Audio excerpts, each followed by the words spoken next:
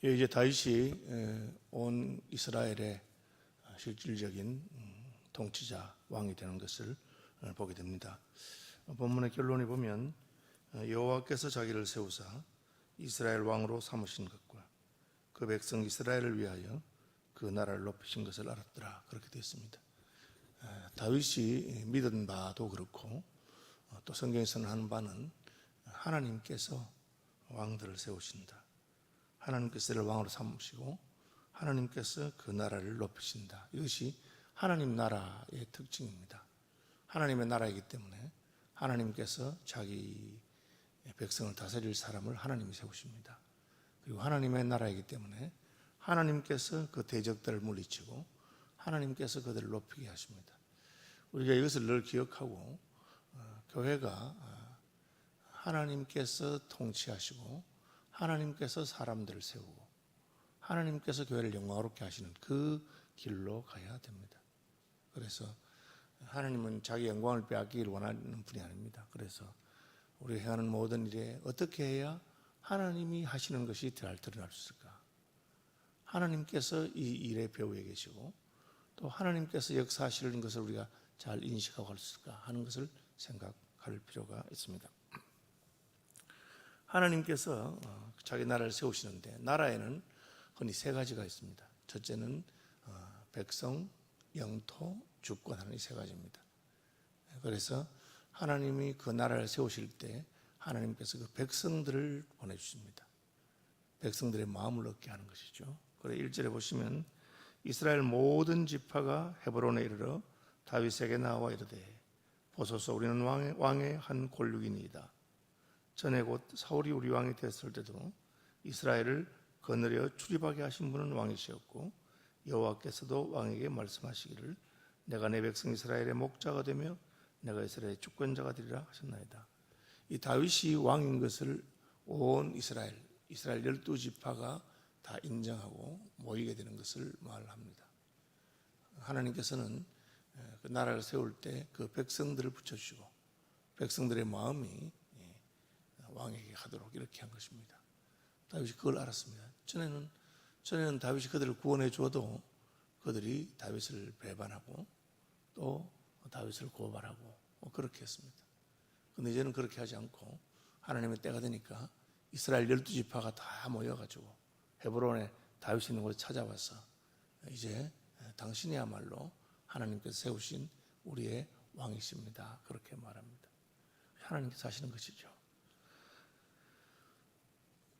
그렇게 하지 않는 사람도 있었습니다. 이스보셋이라든지 아시는 대로 아브넬이라든지 그들은 하나님께서 다윗을 왕으로 세우신 것을 원하지 않았습니다. 하나님께서 그 마음을 주셔야 하나님이 세우신 왕을 인정하게 됩니다. 신약에 가면 예수님이 메시아로 오셨습니다. 그럼에도 불구하고 많은 백성들이 예수님을 거부했습니다. 자기 땅에 오매 자기 백성이 영접하지 아니했다. 하나님이 마음을 주시면 아이들이 예수님이 예루살렘에 입성하는 것을 보고 호산나 호산나 다윗 자손이 우리를 구원할 것을 외치게 됩니다. 아니 애들이 왜 저래? 그러니까 너희가 아이들의 입을 막으면 돌들이 소리칠 것이다. 아이들의 입에서 나온 그 외침을 하나님이 온전하게 하셨다, 그런 말을 하는 것을 보게 됩니다. 그래서 하나님께서 자기 나라를 세우실 때 하나님이 부르신 자, 그 마음에 하나님 보내신 왕 예수 그리스도를 자신들의 왕으로 인정하는 그런 사람들이 생겨나게 되는 것을 보게 됩니다. 다윗은 하나님을 온전히 신뢰하는 사람으로서 인간적인 방법을 통해서 자기의 지위가 더 높아지고 자기의 통치력이 확장되는 것을 원하지 않았습니다.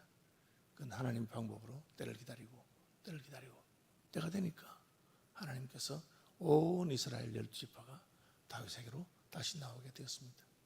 그렇지 않고 인간적인 마음을 썼더라면 사울의 편에 섰던 지파들이라든지 베냐민 지파라든지 온 다른 여러 지파들이 다윗 왕에 대해서 원망하는 마음을 가지게 되고 다윗의 온전한 그 왕권이 세워지지 않았을 수 있습니다. 다윗에게 온 백성들이 말한 게 세 가지입니다. 첫째는 우리는 왕의 한 고륙이다. 우리는 왕의 고륙이다. 그래서 왕이 우리와 우리 형제인 것을 인정합니다. 전에는 뭐 형제 아니었습니까? 전에는 형제였는데 그러나 그것을 하나님께서 마음에 감동을 주니까 그렇게 말합니다. 그 다음에 사울이 우리 왕이 되었을 때도 이스라엘을 거느려 출입하게 하신 분을 왕이셨다.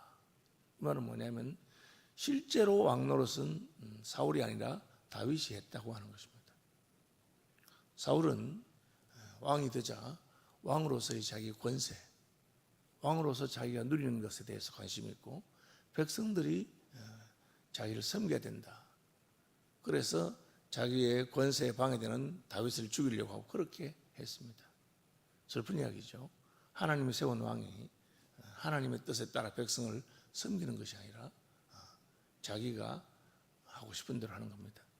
신약에 가면 예수님께서 제자들의 발을 씻기시면서 내가 주와 스승이 되어서 너희의 발을 씻기는 것을 기억해라. 이것이 하나님이 세우신 왕입니다. 그 일을 통해서 다윗은 이스라엘 백성들의 마음을 얻게 되는 것입니다. 여러분, 우리가 왜 예수님 앞에 굴복합니까? 그분이 먼저 우리를 사랑하시고 그분이 먼저 우리를 위해서 우리의 발을 씻기시고 우리의 허물을 책임지시고 그 주님의 섬김과 사랑 앞에 우리는 굴복하게 되는 것입니다. 자녀들이 철이 들면 왜 어머니의 사랑에 감격합니까?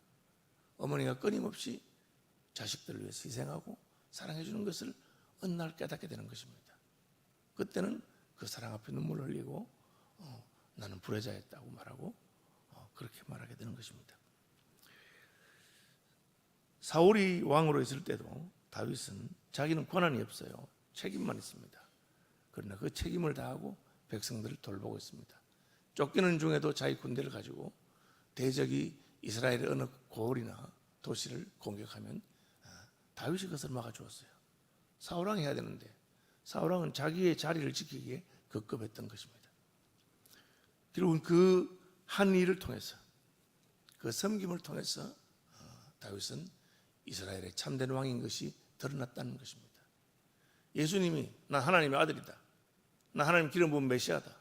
그러니까 내가 나를 섬겨야 된다. 그렇게 주장하신 분이 아니고 우리 땅에 오셔서 내가 온 것은 섬김을 받으려 함이 아니라 섬기려 하고 도리어 자기 목숨을 많은 사람의 대속물로 주려 함이라 하고 우리를 섬기게 된 것입니다.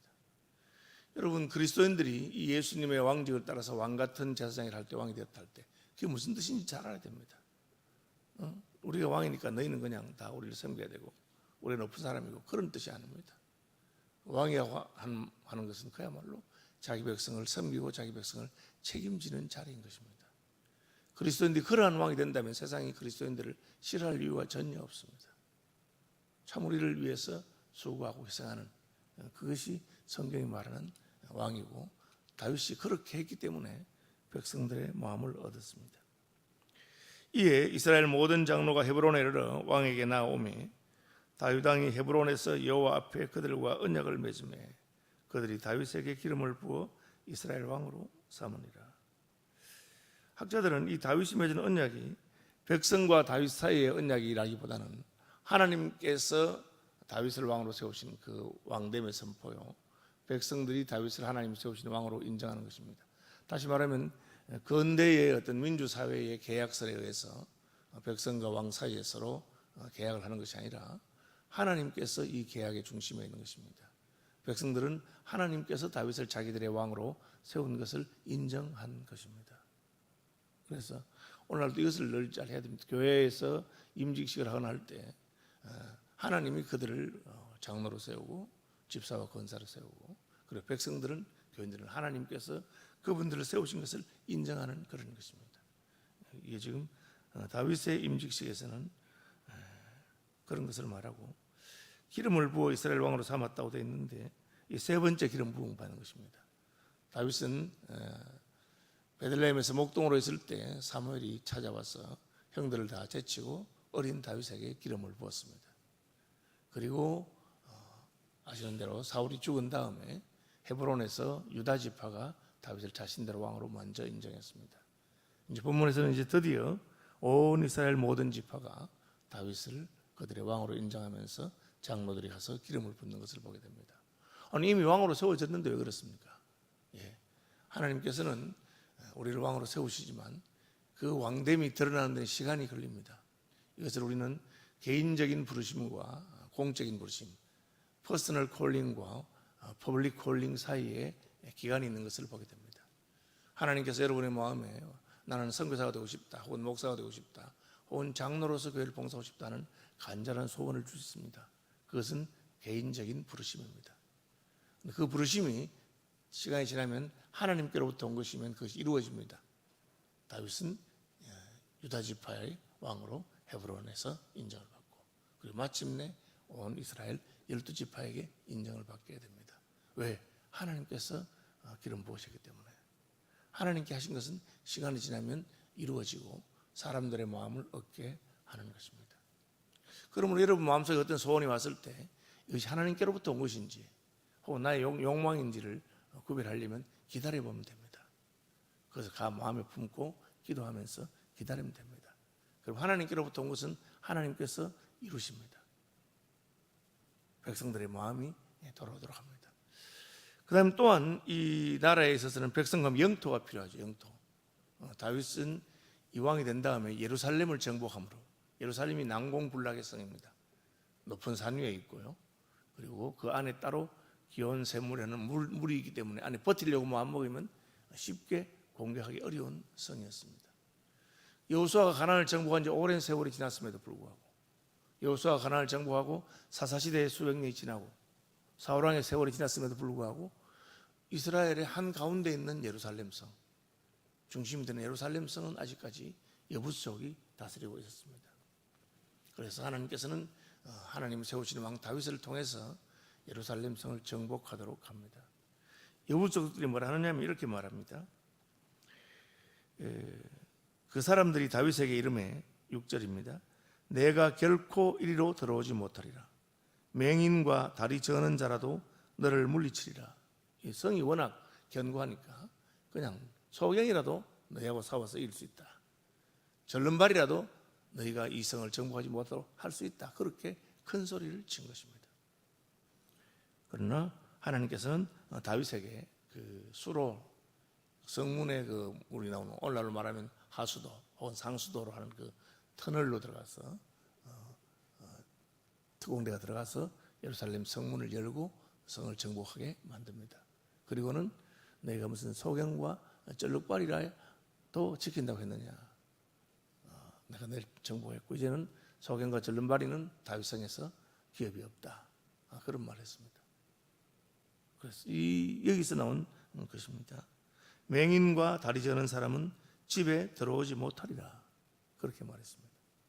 그 사람도 그렇게 말하니까 하나님께서는 왕으로 세우실 때 왕에게 능력과 지혜를 주셔서 하나님의 나라, 하나님의 땅을 정복할 수 있도록 해주십니다. 신약적으로 말하면 우리가 하나님이신 예수 그리스도와 함께 할 때 예수께서는 교회의 지경을 넓혀주시고 백성들을 구원하고 전도해서 하나님의 나라의 지경이 확장되도록 해주시는 분이십니다. 전혀 불가능해 보이는 그런 나라에도 하나님께서 그 나라를 정복할 수 있도록 하시는 분이십니다. 다윗이 그 산성에 살면서 다윗성이라 이름하고 다윗이 밀로에서부터 안으로 성을 두었습니다. 이 밀로라고 하는 말은 일종의 성벽을 같은 걸 가리키는, 흙이나 돌로 쌓아놓은 벽인데 아마 그 다윗성의 일부분에 그 예루살렘 성의 자연적인 산성의 일부를 그렇게 만들어 놓은 부분이 있는데 거기서부터 시작해서 다윗이 또 왕성을 때로 쌓았다, 뭐 그렇게 생각하고 있습니다. 만군의 하나님 여호와께서 함께 하시니 다윗이 점점 강성하여 가니라. 두로왕 히람이 다윗에게 사절들과 백양목과 목수와 석수를 보내매 그들이 다윗을 위해 집을 지고, 이건 뒤의 일인데 이 사무엘하를 기록한 분이 다윗이 하나님께서 세우시는 왕이 되었을 때 하나님께서는 다윗성을 정복할 수 있도록 해주시고, 그리고 다윗성 안에 다윗의 왕궁을 잘 지을 수 있도록 필요한 것을 하나님께 보셨다. 영토와 관계된 것입니다. 하나님은 자기 왕으로 세우신 이에게 그 통치할 수 있는 좋은 성읍 혹은 좋은 왕궁, 그런 것을 주신다 하는 것입니다. 나라에는 세 가지 때 있습니다. 첫째는 백성이고, 둘째는 영토고, 그리고 이 백성과 영토보다 더 중요한 것은 주권을 상징하는 왕입니다. 하나님이 다윗을 왕으로 세우셨기 때문에 그 왕에게는 하나님 백성을 붙여주시고, 그리고 그 백성들이 잘 살 수 있는 좋은 처소 혹은 나라, 영토를 허락하시는 것을 볼 수가 있습니다. 이것이 다윗이 이제 완전한 이스라엘의 왕이 되는 사건이고, 나이가 30살밖에 안 됐습니다. 보시면 다윗이 왕이 오른 지가 30살이라고 되어 있습니다. 놀랍죠? 이것 또한 예수님께서 30세에 공사역을 시작하신 것을 예표하고, 요셉이나 다윗이나 왜 30살이냐, 또 레위인들이 성전에서 봉사하는 것도 30살이냐 하는 것은 하나님의 때라고 하는 것을 보여줍니다. 결론이 무엇입니까? 다윗이 여호와께서 자기를 세우사 이스라엘 왕으로 삼으신 것과 그 백성 이스라엘을 위하여 그 나라를 높이신 것을 알았더라. 이 모든 일의 배후에는 여호와께서 계시는구나. 여호와께서 나를 왕으로 세우셨구나. 여호와께서 그 백성 이스라엘을 위하여 이스라엘 나라를 높이셨구나. 그렇게 생각하면 됩니다. 이것을 이제 발견할 수 있는 것이 믿음입니다. 우리 인생살이 가운데 그때 하나님께서 개입하셨구나. 하나님께서 나를 높이신 것이구나. 하나님의 역사가 안 나면 나 이렇게 될 수 없었겠구나. 그것을 아는 것이 믿음이고, 내가 잘났어, 내가 수고해서 애써했다고 생각하는 사람들은 일의 한쪽 면만 보는 것입니다. 우리가 수고하고 힘을 쓰고 애쓰지만 수고한다고 다 이루어지는 것은 아닙니다. 하나님께서 승승장구하는 분들에게 그 길을 한 번씩 꺾으시는 것은 그걸 보여주는 것입니다. 네가 수고해서 다 성공한 줄 알았지만 하나님의 은혜가 아니면 언제라도 주저앉을 수밖에 없다는 것을 보여줍니다. 말씀 묵상하시면서 기도한 아침 되기를 바랍니다. 하늘에 계신 우리 아버지, 아버지의 이름을 거룩하게 하시며 아버지의 나라가 오게 하시며 아버지의 뜻이 하늘에서와 같이 땅에서도 이루어지게 하소서. 오늘 우리에게 일용할 양식을 주시고 우리가 우리에게 잘못한 사람들을 용서해 준 것 같이 우리 죄를 용서하여 주시고 우리를 시험에 빠지지 않게 하시고 악에서 구하소서. 나라와 권능과 영광이 영원히 아버지의 것입니다. 아멘.